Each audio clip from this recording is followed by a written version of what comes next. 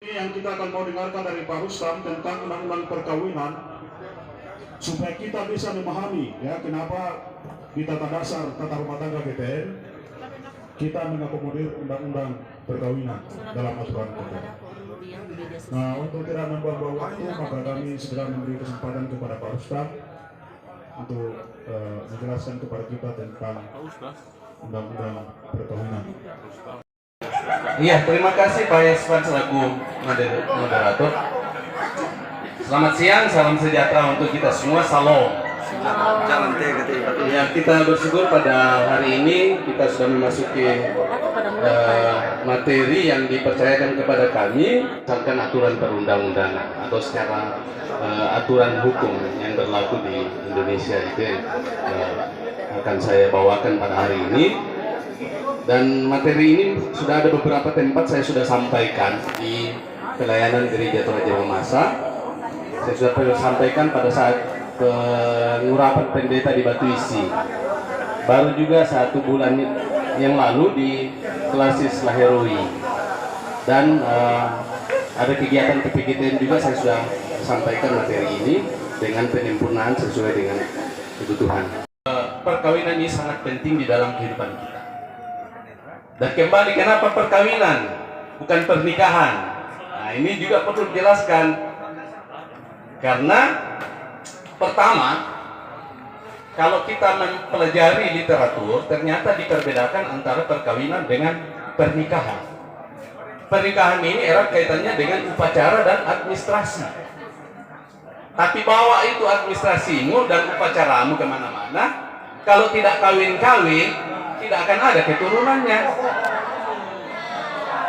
Mana Pak Pendeta Dema Musuh itu yang paling tidak senang dengar kata perkawinan itu. Iya, itu. Dia alergi sebut perkawinan, katanya kurang bagus. Lebih enak katanya pernikahan. Tapi itu Pak, kalau pernikahan itu cuma administrasi dan upacara. Tapi kalau tidak kawin, orang tidak akan ada keturunannya, sehingga tujuan perkawinan itu salah satunya untuk keturunan tidak akan tercapai. Dan di dalam Alkitab juga, mudah-mudahan saya tidak salah, saya belum menemukan kata nikah. Lembaran pertama perkawinan. Iya, kayaknya ada, memang saya pernah dengar, tapi saya memang belum pernah baca di Kidung Agung ya. Iya, hanya 1 ayat. Tapi itu kan ayat di situ kan apa namanya, bahasa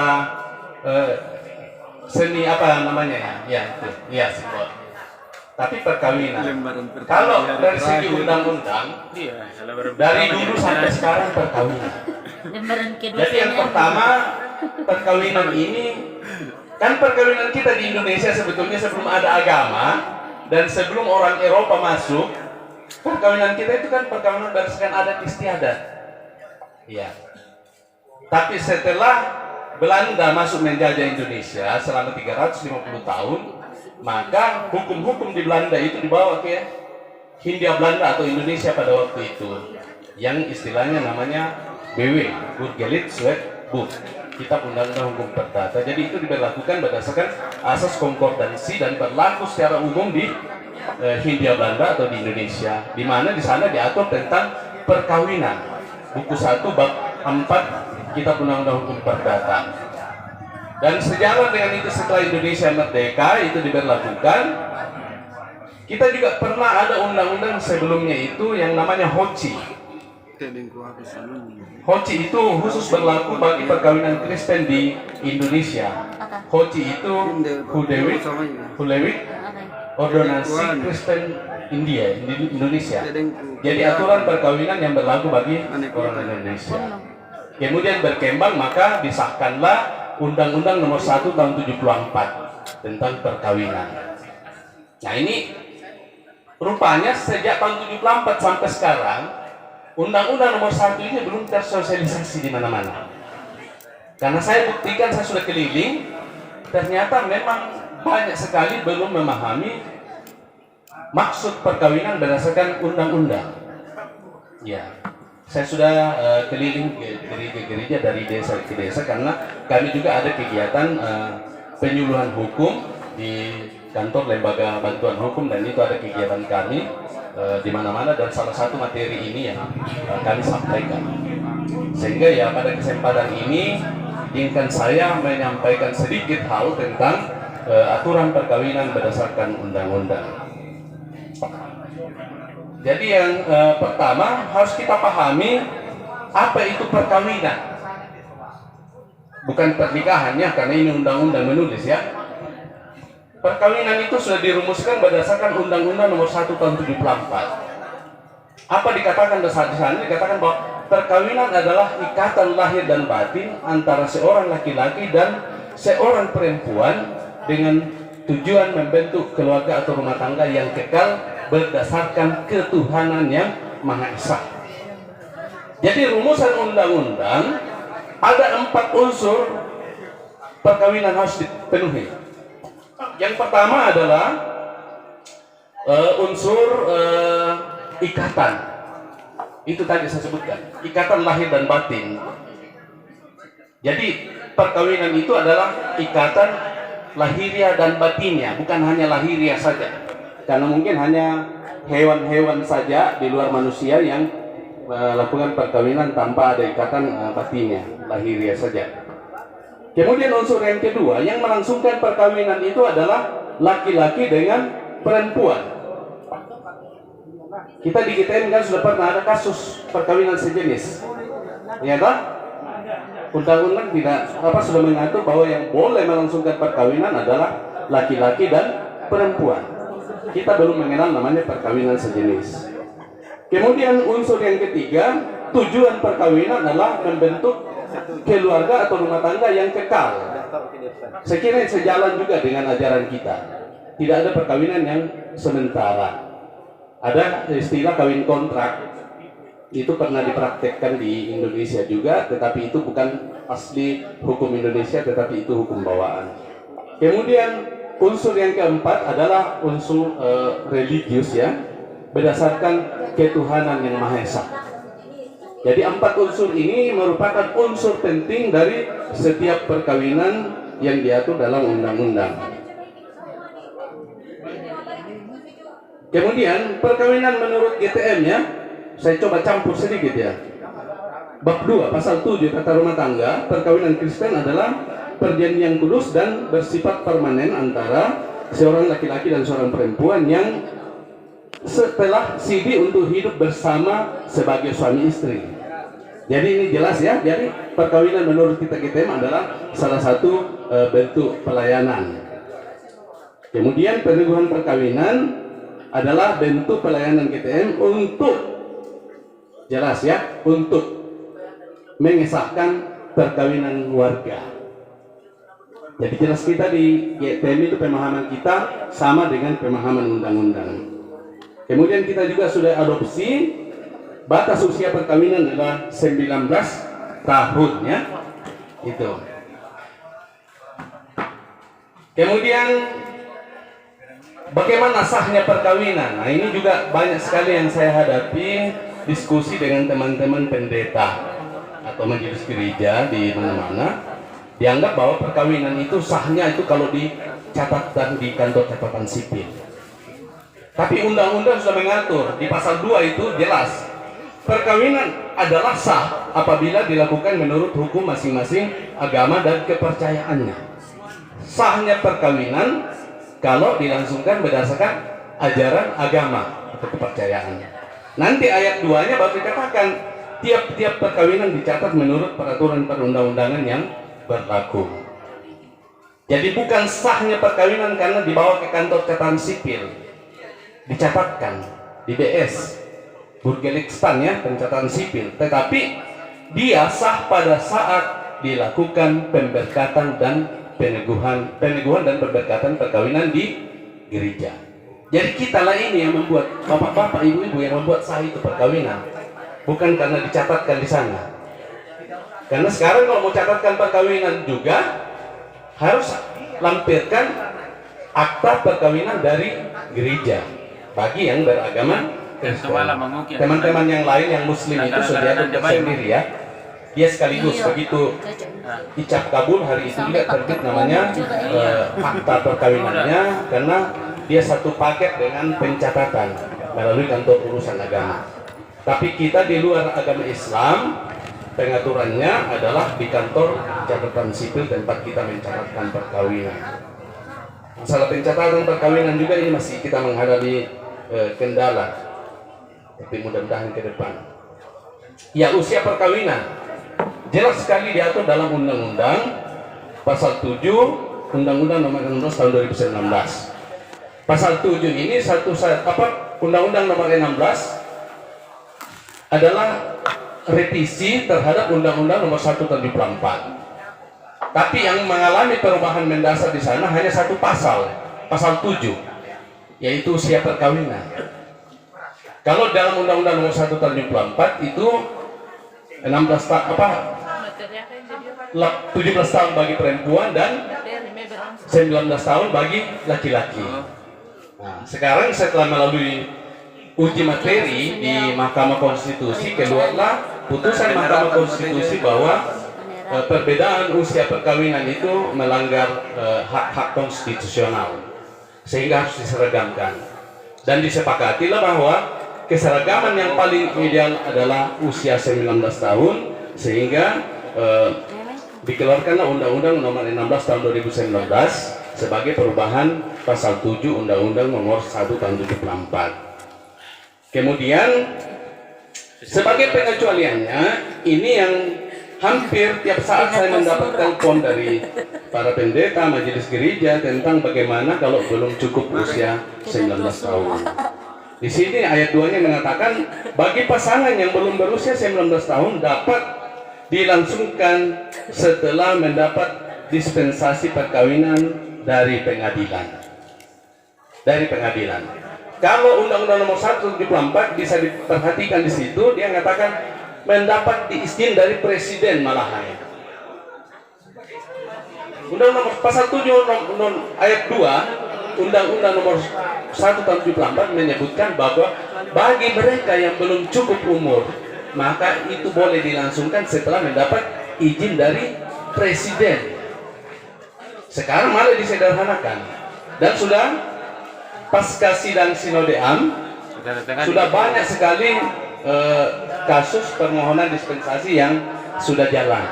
Ya, di Mehalaan kemarin satu, di Polewali sudah selesai dan rupanya masih ada lagi sementara berlangsung. Di Mamuju ini hari mau putusan, tetapi rupanya ditunda hari Senin. Ada kendala yang kami hadapi di Mamuju karena ini pertama sekali kasus di Mamuju yang kami ajukan permohonan dispensasi yang belum ada akibat hukumnya. Iya. Karena biasanya yang kita mohon dispensasi itu yang sudah ada akibat hukumnya.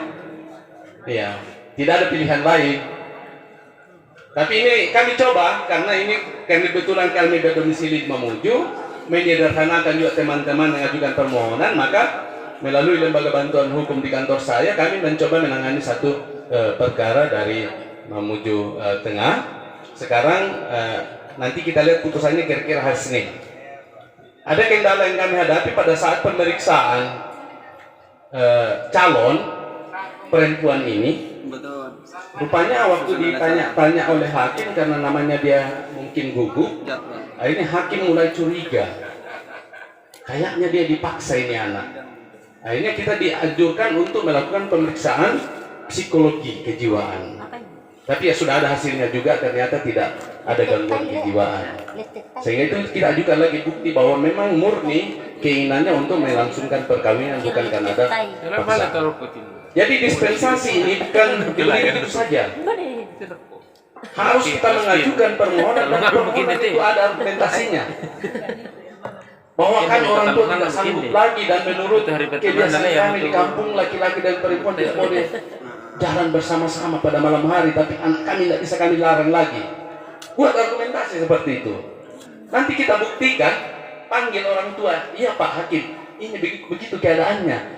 Dan tradisi kami di kampung, ini orang tua yang harus potong kerbau. Nah, hakim, iya betul ya.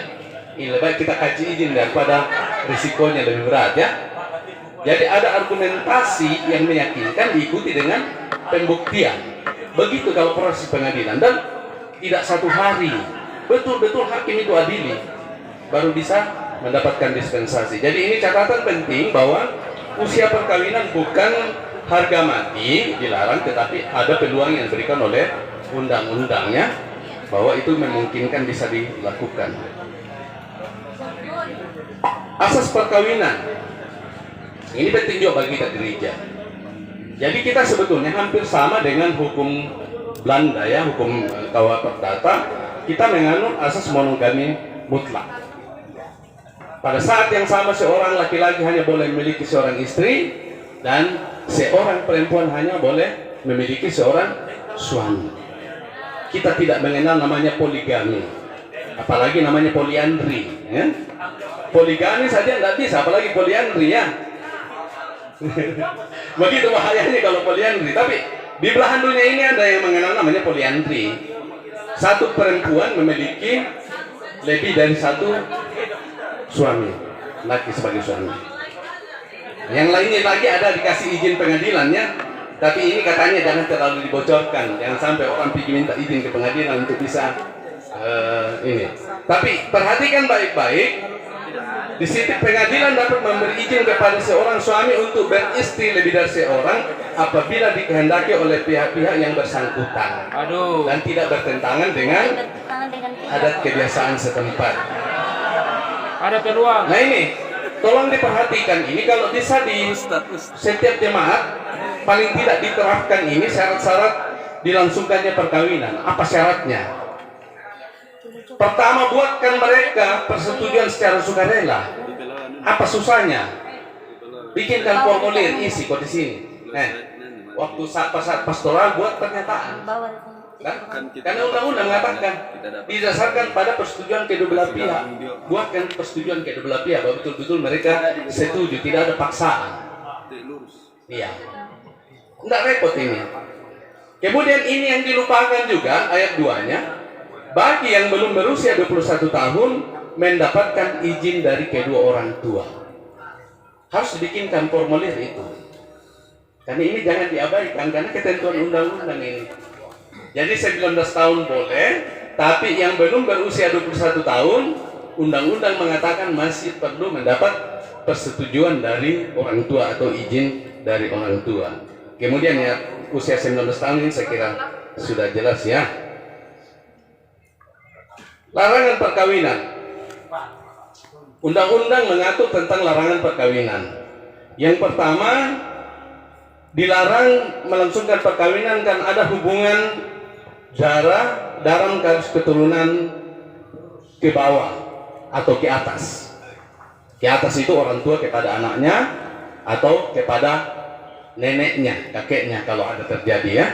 Tapi itu segala kemungkinan bisa terjadi, maka undang-undang memang dari awal melarang. Kemudian hubungan darah dalam garis keturunan menyamping yaitu antara saudara orang tua, saudara neneknya ya. Itu namanya keturunan menyamping. Saudara kita, om, tante, nenek atau kakek. Kemudian berhubungan semenda, ipar dan lain sebagainya karena ada hubungan perkawinan. Berhubungan susuan dah kita paham dah, saudara sesusu. Iya. Saya kira ini umum kita ya. Kasihan anak yang belum bisa menyusu, numpang susu, itu tidak boleh dikawini. Kemudian berhubungan saudara dengan istri atau sebagai bibi dan seterusnya. Kemudian yang oleh agama atau kepercayaan lain dilarang kawin. Sekira nampak ya? Iya. Jadi ini tolong diperhatikan karena ini hal-hal yang tapi ya, saya kira juga kita tidak terlalu ragu karena ini bukan hanya undang-undang mengatur, tapi kayaknya berkaitan juga dengan adat istiadat kita. Iya, kita masih mendekati ke sana. Jadi pasti disaring oleh keluarga dulu baru bisa berhubungan dengan kita sebagai pelayan di gereja ya, majelis gereja. Selain larangan kawin juga pencegahan. Ya, pencegahan. Perkawinan dapat dicegah apabila ada orang yang tidak memenuhi syarat-syarat untuk melangsungkan perkawinan. Itu tadi antara lain belum cukup umur dan lain sebagainya ya. Itu bisa dicegah yang masih memungkinkan untuk dicegah. Kemudian undang-undang mengatur yang dapat mencegah siapa? Keluarga dalam garis keturunan lurus ke atas atau ke bawah. Kan kita pahami ke atas dan ke bawah itu berarti lurus ya. Anak dan ke atas orang tua, nenek dan kakek dan seterusnya. Kemudian yang diperhatikan ini adalah pihak-pihak yang berkepentingan. Jadi selain hubungan keluarga, juga pihak-pihak berkepentingan. Sekarang ini sudah banyak lembaga-lembaga pemerhati, khususnya bidang perlindungan anak, perlindungan rumah tangga, KDRT, juga pemerhati bidang perkawinan yang oleh undang-undang diberi wewenang melakukan pencegahan perkawinan kalau syarat-syaratnya tidak memungkinkan. Batalnya perkawinan. Selain itu, di perkawinan bisa dibatalkan ya, bisa diperhatikan. Nah, apabila perkawinan itu bisa dibatalkan karena tidak memenuhi persyaratan-persyaratan yang ditentukan atau mungkin melanggar kepentingan-kepentingan tertentu, yang dapat melakukan pembatalan perkawinan yaitu para keluarga, kemudian suami istri untuk bagi mereka yang tadi itu yang dapat izin ya untuk berpoligami, kemudian pejabat yang berwenang. Ini yang menjadi catatan kita. Pejabat yang berwenang juga bisa melakukan pembatalan perkawinan. Jadi bukan hanya karena keinginan keluarga. Tidak boleh poligami. Pendeta Markus Ya. tidak boleh Di poligami. dalam undang-undang perkawinan bukan hanya berbicara tentang bagaimana syarat-syarat perkawinan, tetapi juga berbicara tentang hak dan kewajiban suami istri apabila telah Saya mana pun mau tersengat. Iya. Di sini yang secara singkat saya sampaikan bahwa hak dan kewajiban suami istri ini hampir kita adopsi juga di dalam formulir-formulir atau tata rumah tangga di Gereja Trojan Masa. Di situ diatur bahwa hak dan kedudukan istri adalah seimbang dengan hak dan kedudukan suami dalam kehidupan rumah tangga dan pergaulan hidup bersama dalam masyarakat. Sebelum berlakunya undang-undang ini, perempuan yang bersuami itu dianggap tidak mempunyai kecakapan untuk bertindak. Tidak boleh bertindak sebelum hanya yang boleh melakukan perbuatan hukum itu hanya suami. Tapi dengan berlakunya undang-undang ini maka suami istri mempunyai kedudukan yang sama. Masing-masing pihak berhak untuk melakukan perbuatan hukum. Perbuatan hukum ini secara singkat saya jelaskan segala perbuatan yang kita lakukan yang mempunyai akibat hukum.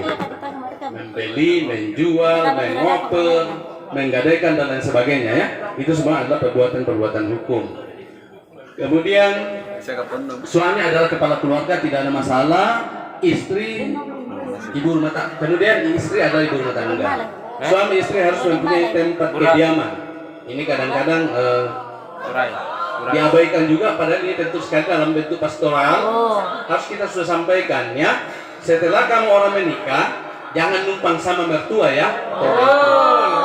Pilih kediaman sendiri rumah tempat kediaman disepakati bersama. Suami istri wajib saling mencintai. Suami wajib melindungi istri dan memberikan segala sesuatu keperluan hidup rumah tangga sesuai dengan kemampuannya. Anak kalimatnya di sini sesuai dengan kemampuannya. Jangan juga para istri memaksakan kalau tidak sesuai dengan kemampuan suami. Ada mangkau bukan kami dilucuti. Banyak. Ya, karena kami ini bukan hanya berbicara teori, tapi kami pelaku. Pelaku maksudnya banyak menciptakan janda dan duda. Ya, pengalaman saya karena saya juga pernah post di Pengadilan Agama Mamuju. Dalam 1 tahun itu ada 400 kasus perceraian di Pengadilan Mamuju. 400 kasus. Siapa itu? Jadi kami produksi janda dan duda itu 400 dalam 1 tahun. Iya. Kita juga di Mamasa ini termasuk banyak produksi juga memperkaya register perkara di Pengadilan Negeri Polewali. Kasus perceraian. Tapi bukan perceraian hari ini. Ada yang sudah cerai 10 tahun yang lalu, tapi tidak ada bukti perceraiannya berdasarkan putusan pengadilan. Sementara itu harus ada, baru diurus. Ada bahkan perkara 3 tahun lalu kalau tidak salah ya. Dari Kabupaten Mamasa lah. 15 tahun yang lalu sudah bercerai baru mengajukan perkaranya di pengadilan, bayangkan. Karena menyangkut kepastian hukum. Tapi nanti kita itu, ya. Jangan bercerai. Karena iya, sudah ada anaknya lagi, kurang lebihnya. masih belum cerai ya. Karena perceraian menurut undang-undang hanya boleh dilangsungkan di depan pengadilan. Tidak ada namanya cerai di bawah tangan. Istri wajib mengatur urusan rumah tangga sebaik-baiknya. Ingat istri-istri. Harta benda. Nah ini mungkin agak sedikit menyimpang ya dari beda-beda tipis dengan adat kebiasaan kita masing-masing. Tapi undang-undang sudah mengatur bahwa karena perkawinan itu berakibat hukum terhadap harta benda, maka harta benda ini penting diatur. Bahwa harta benda yang diperoleh dalam perkawinan itu menjadi harta bersama. Biasa kita dengar harta gono gini, harta perkawinan. Sejak hari ini kita kawin sampai putusnya perkawinan, maka harta itu menjadi harta bersama. Harta dibawa dalam perkawinan menjadi harta masing-masing. Warisan. Di mana harta bersama ini hanya boleh dilakukan perbuatan-perbuatan atas persetujuan kedua pihak, sementara harta masing-masing diurusi secara baik-baik. Itu. Makanya jangan banyak kaya supaya tidak pusing anak mati. Putusnya perkawinan. Sangat lotongan tuh dibicarakan harta guru. Serta akibatnya. Masih Jadi bukan hanya tanggung jawab, tapi putusnya perkawinan diatur juga. Putusnya perkawinan ada 3 kemungkinan. Pertama karena kematian, no problem ya. Pelaksanaan ibadah jam Tak mungkin orang masih mau hidup bersama dengan orang yang sudah pergi ke Balikpapan satu ya. Kemudian yang kedua adalah perceraian. Nah ini perceraian oleh undang-undang boleh, tetapi bagi kita para pendeta sama sekali tidak boleh ya. Kemudian atas putusan pengadilan ini karena ada permohonan pembatalan dan seterusnya. Kemudian perceraian dapat ini menjadi catatan terpenting. Perceraian hanya dapat dilangsungkan di depan sidang pengadilan setelah pengadilan yang bersangkutan berusaha dan tidak berhasil mendamaikan kedua belah pihak. Jadi tidak ada perceraian lagi di bawah tangan. Sepanjang mereka kawin secara resmi, tidak ada perceraian di bawah tangan, harus ke pengadilan. Ada katakan bahwa kami cerai saja Pak, karena kami tidak catatkan perkawinannya di catatan sipil. Tidak. Dicatatkan atau tidak dicatatkan karena suami istri yang sah, maka perceraiannya juga harus melalui pengadilan. Dan pengadilan tidak menceraikan. Ini juga saya ulang-ulang, pengadilan tidak pernah menceraikan orang. Tapi pengadilan hanya memberi kepastian hukum bahwa si A dan si B tidak terikat lagi sebagai suami istri. Tidak ada putusan pengadilan bahwa menceraikan antara si A dan si B. Tapi putusan pengadilan bunyinya kurang lebih mengatakan bahwa perkawinan antara si A dan si B dinyatakan putus karena perceraian. Pengadilan tidak pernah menceraikan, tapi dinyatakan putus karena perceraian, karena sudah berusaha untuk didamaikan tapi tidak ada lagi jalan, ya. Ya. Karena bagaimana mau ada jalan kalau pagi malam kaki terus melayang dan tangan, ya kan, kasihan juga ibu-ibu rumah tangga ya. Itu. Nah, kemudian untuk melakukan perceraian harus cukup ada alasan bahwa antara suami istri tidak akan mungkin lagi hidup sebagai suami istri. Tujuan perkawinan tidak akan tercapai, sehingga alternatif yang dilakukan oleh undang-undang adalah perceraian. Undang-undang juga tidak memberi ruang seluas-luasnya orang untuk bercerai, tetapi pilihan terakhir ya itu. Oleh karena itu, apa yang dipersyaratkan undang-undang sesuai dengan peraturan pemerintah nomor 19, pasal 19 peraturan pemerintah nomor 9 tahun 75. Ini peraturan pemerintah pelaksanaan Undang-Undang Nomor 1 2004. Ada beberapa kategori yang bisa dijadikan dasar untuk bercerai. Ada masuk sehingga ada di dalam. Tinggal Akibat Akibat putusnya perkawinan, bukan karena perceraian ya. Salah bergaul. Putusnya perkawinan karena perceraian ada akibatnya. Salah bergaul. Yaitu yang pertama, baik ibu bapak tetap berkewajiban memelihara dan mendidik anak-anaknya semata-mata berdasarkan kepentingan anak. Oh, dengar kayak itu. Ini kadang-kadang tugas kita ini, ya, walaupun kita tidak suka, tapi kalau mau bercerai, Ada juga. masih tanggung jawab kita selalu pelayan-pelayan. Ibu rumah tangga. Kau sudah kawin lagi ke perempuan lain, tapi tanggung jawabmu karena itu anakmu. Undang-undang mengatakan, ini jelas sekali pasal 41 Undang-Undang Nomor 1 Kalau saya di apa? tanggung jawab walaupun kau bercerai, masa depan anaknya. Kemudian bapak yang bertanggung jawab atas semua biaya pemeliharaan Anaknya hebat. dan Ibu-ibu. pendidikan yang diperlukan Anak anak itu. anaknya. Bila mana bapak, nanti bila mana Kalau bapaknya itu mau kenyataannya tidak dapat memberi kewajiban tersebut, pengadilan dapat menentukan bahwa ibu ikut memikul biaya.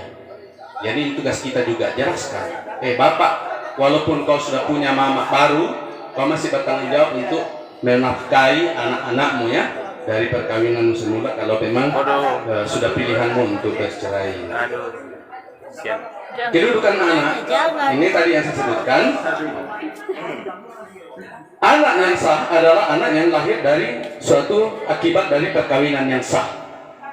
Jadi semua anak yang dikatakan sah itu adalah lahir dari perkawinan yang sah. Anak dilahirkan di luar dari perkawinan yang sah hanya mempunyai hubungan keperdataan dengan ibunya yang dan keluarga ibunya. Jadi dianggap tidak ada itu Jadi kalau misalnya itu laki-lakinya, hanya berhubungan dengan ibunya kalau undang-undang. Tapi ini juga ayat 2 ini sudah mengalami pengujian. Kasusnya Cica Muhtar dengan Murdiono. Sehingga kita sudah mengenal namanya dari segi kacamata hukum, ada namanya anak biologis. 2 kali itu Tetap bertanggung jawab. 2 kali ganti. Titisan darahnya itu tetap bertanggung jawab, jangan mau lepas tangan. sudah kan makan. Kemudian anak yang tidak sah itu anak yang lahir di luar dari perkawinan. Nah, di luar perkawinan yang sah. Jadi menurut istilahnya dalam kita anak haram. Kalau dari segi kacamata hukum itu ada 3 kategori anak yang tidak sah, anak haram. Yang pertama adalah anak zina. Anak zina ini adalah hubungan antara laki-laki dan perempuan, Tidak sah. di mana salah satunya atau kedua-duanya sementara terikat perkawinan. Anak sini. Selingkuh ya, bahasa kasarnya selingkuh ya. Kemudian namanya yang kedua namanya anak alam. Anak alam ini adalah hubungan yang kedua-duanya memang tidak terikat perkawinan ya, masih bujang. Saya kira ini masih mudah bagi kita urusin ya, tinggal disahkan saja ya. Cuma yang susah-susah itu yang anak zina ini. Kemudian yang paling berat dari semua anak yang tidak sah adalah anak sumbang. Apa itu anak sumbang? Anak sumbangan ya. Anak sumbang ini adalah hubungan antara laki-laki dan perempuan di mana kedua-duanya terikat hubungan keluarga yang sangat dekat ya. Bukan sepupu lagi. Sekarang orang tua kandung, anak kandung ada. Anak tiri ya. Masih ada hubungan keluarga yang tidak boleh disahkan ya. Itu jadi hubungan keluarga yang sangat dekat, itulah namanya anak sumbang. Dilarang oleh undang-undang ya. Jadi tiga kategori anak ini menurut undang-undang, menurut hukum itu masih kategori anak tidak sah. Yang paling gampang itu adalah anak alam, karena masih muda kita masuki.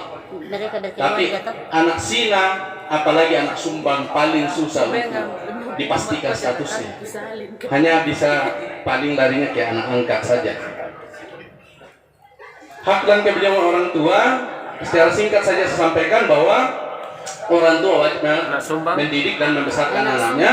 Kemudian ada yang mungkin masih jarang kita dengar, namanya hak alimentasi.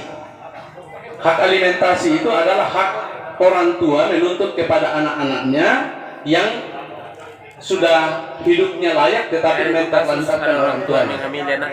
Banyak orang tua dibawa ke panti asuhan atau tidak diurus sama sekali. Undang-undang memberi jaminan melalui hak alimentasi, orang tua yang diterlantarkan ini boleh menuntut kepada anaknya yang mampu untuk membiayai hidupnya dan seterusnya. Saya kira sekian dan terima kasih. Itu sekilas tentang memahami undang-undang perkawinannya. Ya, terima kasih kembalikan kepada Pak Moderator. Ya, terima kasih kepada Pak Rustam yang sudah